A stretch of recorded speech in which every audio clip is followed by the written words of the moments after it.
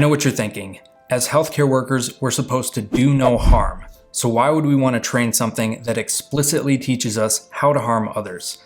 Well, I'm glad you asked, because that's exactly what we're talking about today. Here's why healthcare workers should train martial arts. Let's go.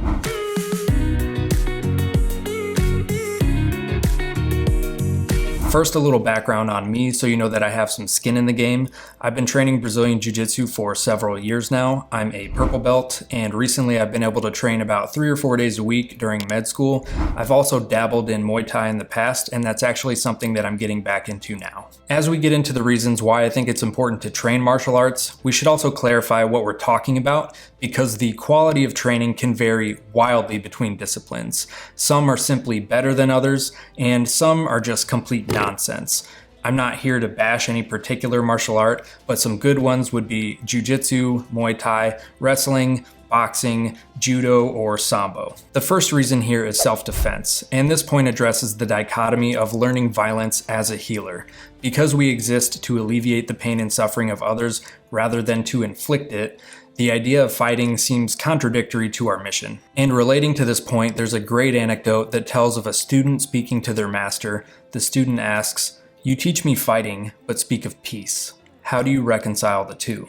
And the master responds, "It is better to be a warrior in a garden than a gardener in a war."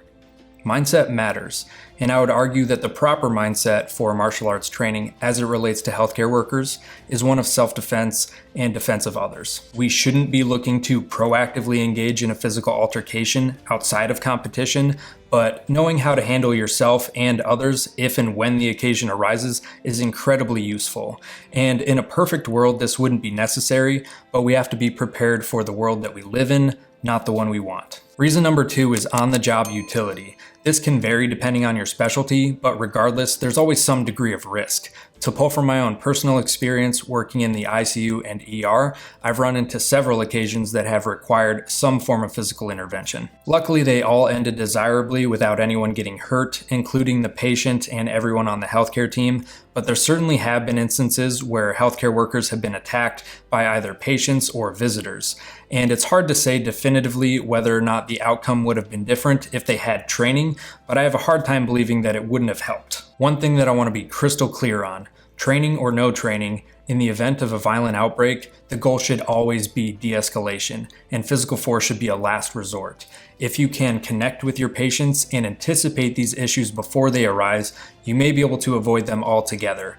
But sometimes it seems no matter what you do, this is where you end up. However, if you've actually taken the time and effort to connect with them beforehand, this can still be extremely useful after a situation has effectively ignited.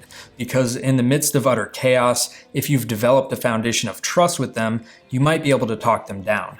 But if you've done everything in your power to avoid physical force, and there's just no way around it, having the training and confidence to be able to handle yourself and others is invaluable. Number 3 relates to the distinction between training and seminars. Most hospitals and healthcare organizations will provide the opportunity to attend self-defense seminars, and these seminars are good in theory, but in reality, their utility is lacking. These techniques are likely questionable, but even if it's top-tier stuff, the odds of you being able to absorb, retain, and competently execute them in the long term are, to say the least, scant. And furthermore, these techniques are likely executed on an unresisting opponent without any sparring. And again, even if the techniques are solid, practicing them on a passive versus a resisting opponent is a night and day difference. Mike Tyson has a great quote, "Everyone has a plan until they get punched in the mouth." If you want to develop even a baseline of competency, it's going to require consistent training over time. Number 4 is desirable adversity, and this hopefully won't be surprising, but martial arts are challenging. They introduce adversity into your life, but in a controlled manner. These small, manageable doses will allow you to adapt, and this has a ripple effect that facilitates your ability to effectively manage adversity outside of the gym as well. Conversely, if you've never really experienced much adversity or haven't developed a healthy relationship with it, when you do encounter it, your brain is much more likely to hit the panic button. Can we panic now? One other thing worth mentioning is that in addition to building resilience, there's a whole host of benefits to be had from training martial arts, such as benefits from exercise, socialization, camaraderie, along with building confidence and humility. Number 5 is the power shift. And what do I mean by power shift? Well, knowing how to handle yourself and others physically essentially puts the ball in your court. If you're an untrained person and you encounter a violent person that can physically dominate you, they have the power. Your life is essentially in their hands and they get to decide the outcome. Conversely, if you're trained to a certain level, the power dynamic shifts to where you control the outcome.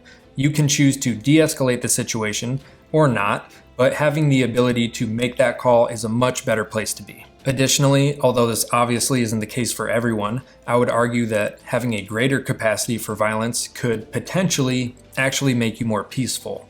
And this is because you've seen violence and therefore have a better understanding of the consequences, along with an awareness of just how vulnerable we really are. I'd like to close with this quote from Jordan Peterson.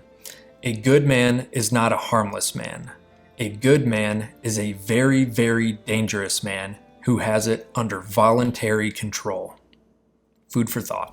That's it for today. Thank you so much for watching. If you enjoyed this video, you may also enjoy the video that I made on my experience with a violent patient in the ICU, which I'll link below.